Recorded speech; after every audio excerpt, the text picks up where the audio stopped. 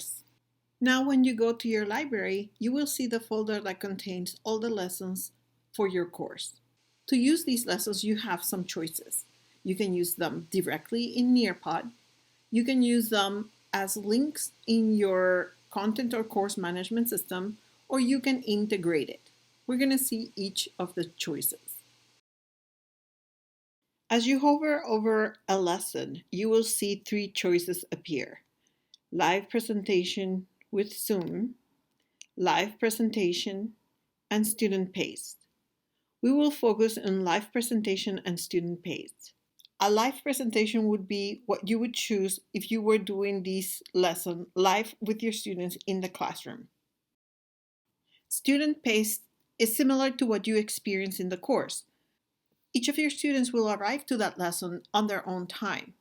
This method is perfect if you are doing flipped instruction, blended learning, or if you are making these materials available for students to go at their own pace.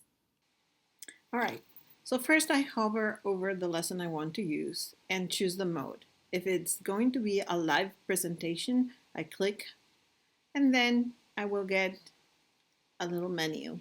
Here, what most teachers do is just give the students the webpage, join.nearpod.com, and give them the code to join the session. Otherwise, you can just copy the link and paste it in a place where they can find it, or link it directly into your Google Classroom if that's what you're using. The process will be very similar to other times where you've used the Share to Classroom option. You'll choose the course, then you'll choose the type of action that you want to do, if it's an assignment, a question, material, or an announcement. And then you will just go through adding the details for that assignment. To use the student paced option, you will again hover over the lesson, choose student paced, and all this means is that the student will have their own session. And when you click, it will open. Once here, you will have several options. First, like before, you can give them the address and the code. You can also turn on and off the option to require the students to add the responses and prevent them from skipping the lesson. You also have a chance to determine how long will the assignment be available. You can, at the bottom, choose from providing them with a link, which is the one that would probably use the most, or embedding the code on a, say, web page or something, and sharing it directly into Google Classroom. We're going to go over the steps of adding an assignment in Canvas with a free Canvas account that is not integrated with Nearpod. So the process will be similar. We would go to the student paced or the teacher led. We will copy the link, and then we will go to whatever tool we're using, Canvas, Schoology, or Google Classroom. We go to the tool, and then from there, we're going to post the link.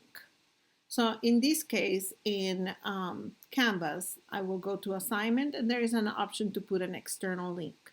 So I will click on that, paste the link, give it the title, and in this case, I will just call it Nearpod module or lesson 11.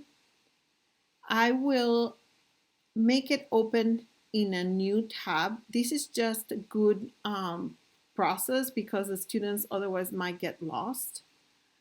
So when the link appears, when the students click on it, it will take them to the Nearpod lesson. When they are finished with their lesson, they can just close the tab and they will be back in their course. If you would prefer to have the lesson embedded into your Canvas, you can choose the embed code and then you will copy it. I would recommend to use the medium size. Most teachers choose the large just because they like it to take up most of the screen. I prefer the medium because students most likely have Chromebooks which have small screens, but it really is up to you. Then you would copy the code and bring it with you to Canvas. Then you will click the plus to create a page. Then you can proceed to give it a name and save it. Now you're ready to edit your page. You click on it and then press the edit button because right now your page is empty. We're going to then go to the far right to the embed code option, and we are going to paste our code. Press submit, and your Nearpod lesson will now appear on the screen.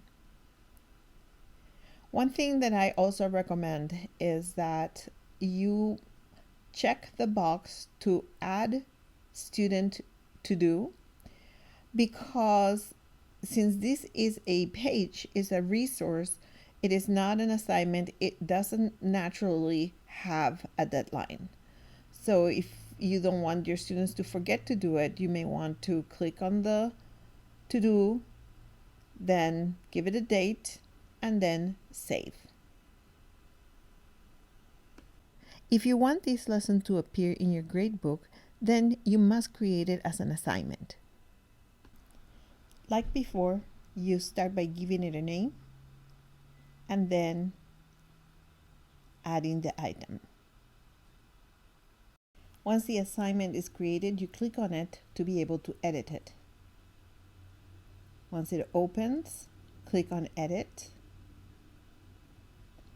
and then, same as before, click on the Embed option. Paste your code, submit.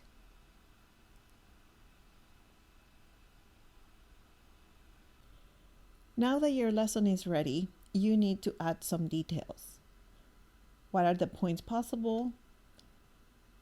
What assignment group does it belong to? And how the grade is going to be displayed. Additionally, you have to choose what is the submission type. And here your choices are online, on paper, and external tool. For this assignment, I'm going to recommend that you choose the on paper option. I know it doesn't seem right, but let me explain. Online means that the students are going to submit their work online, for example, via a text box where they type their answer, or an attached file, or a link to an external document. On paper means that the work the students do does not happen in Canvas. And even though Nearpod is in Canvas, they are not connected because we're using the free version. So the teacher will have to enter the grade manually. The option for external tool will only be available to you if you have a school or district license for Nearpod. So now we can add our possible score and then make sure we have all the right options and then press submit. Don't forget to put the dates. The dates that you put in Nearpod will not transfer here. Remember that these two are not connected.